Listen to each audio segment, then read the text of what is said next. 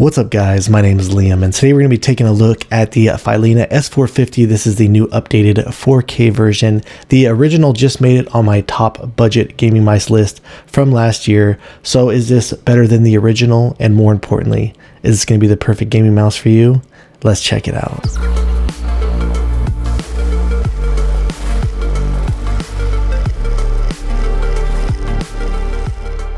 And before we get started today, I did want to let you know that Phylina did actually send this out to me. However, everything you're going to be seeing in this video is going to be my own words and my own opinions. The price of this mouse right now is coming in around the $50 price range on AliExpress, and included inside the box, it does come with a USB-C cable, an additional set of skates, a user manual, and for this price, it does also come included with the 4K dongle. And coming over to the bottom of the mouse, pretty similar stuff as before.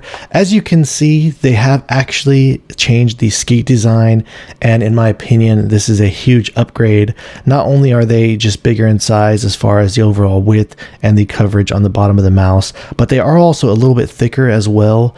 On the original one, these were incredibly thin, so big upgrade, huge improvement. And when it comes to the overall skates on this newer version, they're these same typical style of harsher skates. And aside from that, everything else is still pretty similar as far as the functions on the mouse go itself. You just have the power button down here in the top, and it only gives you the capability to just turn it on or off. And they actually do still have the battery in the middle portion. And I'm pretty sure this is due to the fact, just with this open design, they just did that probably because it makes it look more clean with this base plate design. Back over on the top, a lot of stuff on this still feels really familiar. Still has that smooth plastic filling on the top. Mouse 1 and 2, they felt really good on the first one, and they honestly feel just about the exact same. You have very minimal pre-travel and post-travel if you are actually activating the switch from the middle portion, which is where I grip it.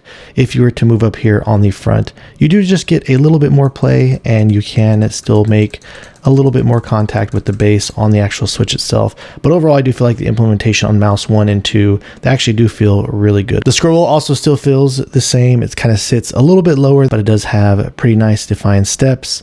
It is rubberized, so very grippy, and the center click here on the middle scroll wheel still feels solid. One thing that I do feel like they did update, however, on this newer copy is my side buttons actually do feel a lot better. I'll go ahead and I'll bring up the original copy. The side buttons on my original copy, I do feel like they have just a lot more play. They feel just a lot more spongy. So all around, I do notice a big difference here coming over to this newer version. There still is just a slight bit of play, but very clearly they did tighten these up quite a bit. If we were to go from back, you do get a little bit more play here in the back, but then coming in the middle is where it starts to tighten up even towards the front, and just all around the front side button does feel a lot better as well. This newer version also still feels solid. I wasn't getting any type of bending, creaking, or flexing on it at all. So let's go ahead and drop the click and quality sound check.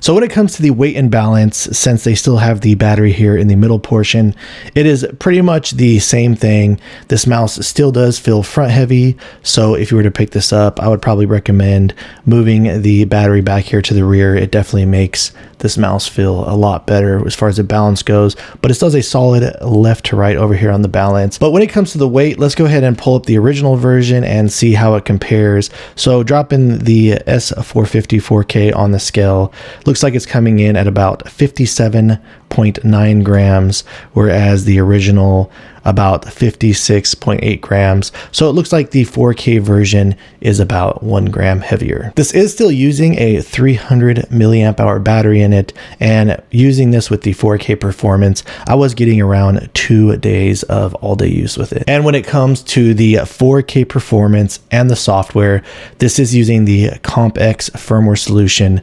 So very similar stuff to a lot of mice that I've already reviewed reviewed on the channel. For those of you that know, the CompX firmware solution has been updated quite a bit, and its current state is it's running very well, very smooth. So I do feel like the overall 4K performance on this is an upgrade over the original, just with the overall feeling and the latency of it, and it has this same typical type of software that we've seen many times before. And these are the settings that I prefer to use on this mouse when I was gaming with it. And when it comes to the shape, I've already covered the shape very extensively in the original S450 video, so I will go ahead and I'll leave a link for that for you guys down in the description in case you haven't seen it. I compared this to many things, the HTS Plus, the Logitech G Pro Superlight, and the list goes on. This is basically a G-Wolves HTS Plus clone, so the shape all around feels incredible. It does have slightly aggressive curves from the middle towards the front, but the biggest thing about this, even though it is a smaller form factor of a mouse, it does have this really aggressive mid-hump that sits up pretty high. But as far as the feeling of this in the hands, being able to access the side buttons, everything, it really feels solid. All right, guys, so that about wraps things up on the Phylina S450, the 4K version. And obviously, since I really enjoyed the original a lot, I really do like the improvements that they made on this. I personally really like the 4K performance a lot more when using this mouse. So all around, the fact that this comes in at such a low price, feels good, has an incredible shape, and it does come included with the 4K dongle. I can absolutely say that I feel like this mouse is a win, and it is absolutely worth checking it out if you're looking into it. So if you have any additional questions or feel like I left anything out, please let me know down in the comments below. And if you've enjoyed watching this video and are interested in seeing more videos like this in the future, please drop this video a like, subscribe to my channel. Thank you guys so much for watching, and I look forward to seeing you in the next one.